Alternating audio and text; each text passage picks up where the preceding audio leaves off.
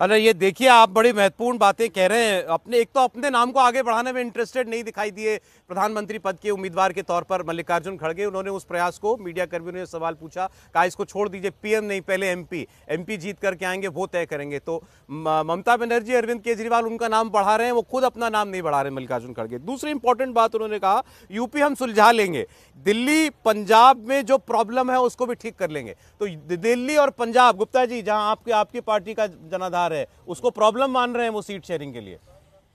देखिए, अभी आपने देखा कि अब बात हुई, आपने सुना कि उनके नाम को प्रपोज भी कर दिया आम आदमी पार्टी ने।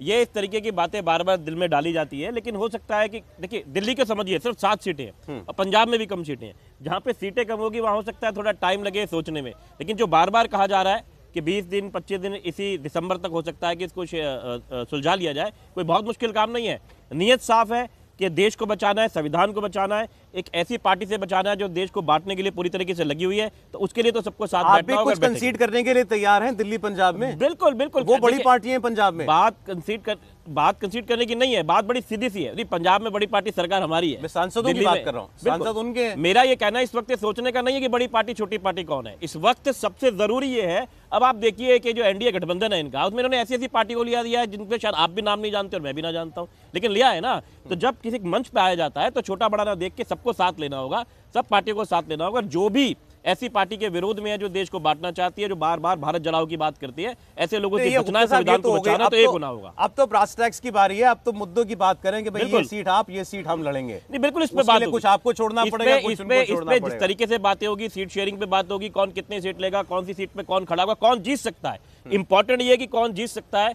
उसको आगे करा जाएगा और 1 to 1 हम ही जीत सकते हैं। और आप यकीन मानिएगा कि पंजाब के हालत तो खैर दिल्ली बीजेपी है ही नहीं वहां पर, तो बिल्कुल भी आप जानते हैं इस बात को। लेकिन जहां तक दिल्ली की भी बात है, अगर दोनों पार्टियां मिलकर लड़ेगी तो मुझे लगता है कि 7 की 7 सीटें बीजेपी बहुत आराम से हार सकती है। ये सारे अपने सांसद बदलने जा रही है दिल्ली में। अच्छा, इतनी एंटी इनकम्बेंसी है, लेकिन उसके बावजूद भी हारेंगे। मिश्रा जी, सत्यप्रकाश मिश्रा जी, एक वक्त नीतीश साहब के बारे में हम सोचते थे, सुनते थे कि वो इस अलायंस का चेहरा हो सकते हैं। आज खड़गे साहब की बात आई कि उनको चेहरा बनाओ।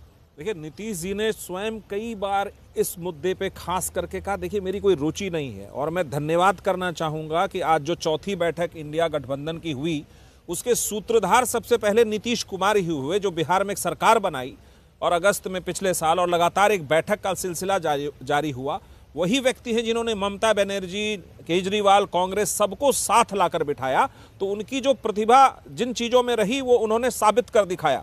और जहां तक सीट शेयरिंग का सवाल है, आप यकीन मानिए भारत की इंडिया गठबंधन की 28 पार्टियों में इस पे किसी भी प्रकार का कोई विवाद नहीं है। चाहे वो आम आदमी पार्टी हो, चाहे कांग्रेस पार्टी हो, सब बड़े दिल दिखा करके अलग अलग पार्टियों को सामंजस्य कर लोकतंत्र को मजबूत करने का इरादा है। अगर लोकतंत्र पे प्रहार जिनका करने का इरादा है, आज वो बैठे थे प्रधानमंत्री लोकसभा में अपने सांसदों के साथ और कह रहे थे कि अगली बार आना तो थोड़ा दुगुना तिगुना आना।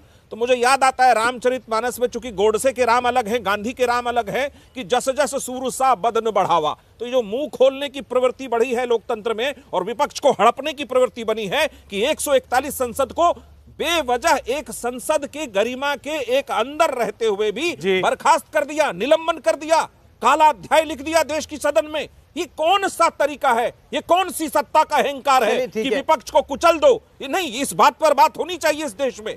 आखिर अगर विपक्ष 28 पार्टियों के साथ यूनाइट हुआ और वो इस देश की सरकार को बदलने, सिर्फ महंगाई और बेरोजगारी पर बदलने की बात करता है, लोकतंत्र की रक्षा की बात करता है, उस विपक्ष पर आपने इतना बड़ा हमला किया, ठीक है, कि आखिरी वर्ष आकर के आपने 141 संसद इससे तो आप और एकजुट हो गए ना, इससे तो आप लोग और एकजुट हो गए। एक बार जरा पांडे जी का रिएक्शन। इस बात को समझना पड़ेगा कि देश का लोकतंत्र वास्तव में खतरे में है।